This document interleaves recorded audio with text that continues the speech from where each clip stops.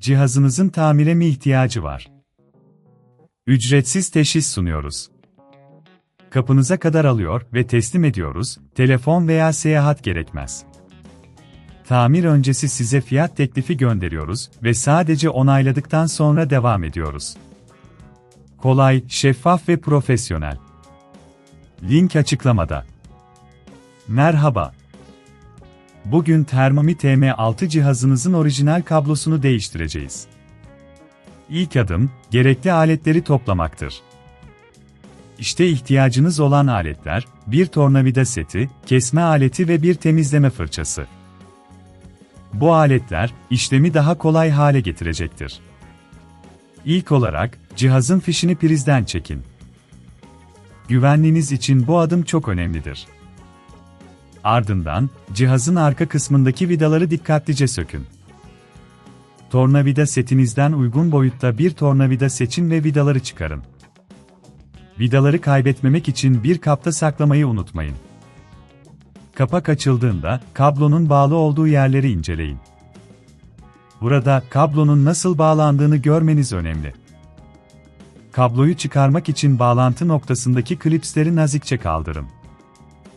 Eğer bunun çok zor olduğunu düşünüyorsanız, evden alın ve teslimat hizmeti sunduğumuzu unutmayın. Bu hizmet sayesinde, cihazınızı tamir ettirmek için hiç yerinizden kalkmanıza gerek kalmayacak. Yeni kabloyu alırken, orijinal parçayı tercih etmeniz önemlidir. Kalite, cihazınızın ömrünü etkileyebilir.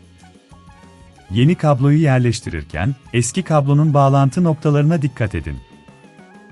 Kabloyu doğru bir şekilde yerleştirdikten sonra, bağlantı klipslerini yerine oturtun. Bu işlem, kablonun güvenli bir şekilde bağlanmasını sağlayacaktır. Şimdi, kablonun yerleştirildiği alanı temizlemek için temizleme fırçasını kullanın. İç kısımların temizliği, cihazın performansını artırır. Kir ve toz, cihazın işleyişini olumsuz etkileyebilir. Bu nedenle, temizliğe dikkat edin.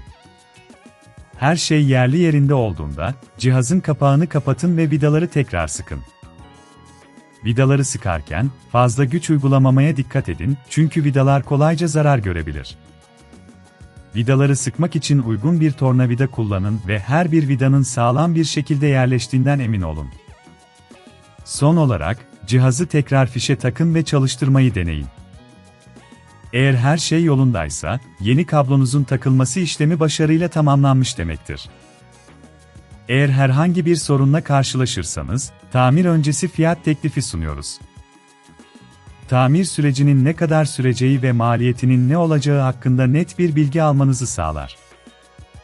Artık Thermomix TM6 cihazınızın orijinal kablosunu güvenli bir şekilde değiştirmiş olduk.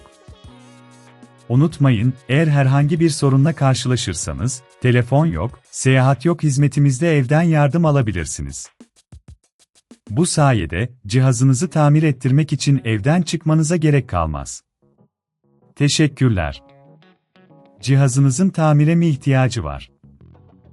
Ücretsiz teşhis sunuyoruz. Kapınıza kadar alıyor ve teslim ediyoruz, telefon veya seyahat gerekmez. Tamir öncesi size fiyat teklifi gönderiyoruz ve sadece onayladıktan sonra devam ediyoruz. Kolay, şeffaf ve profesyonel.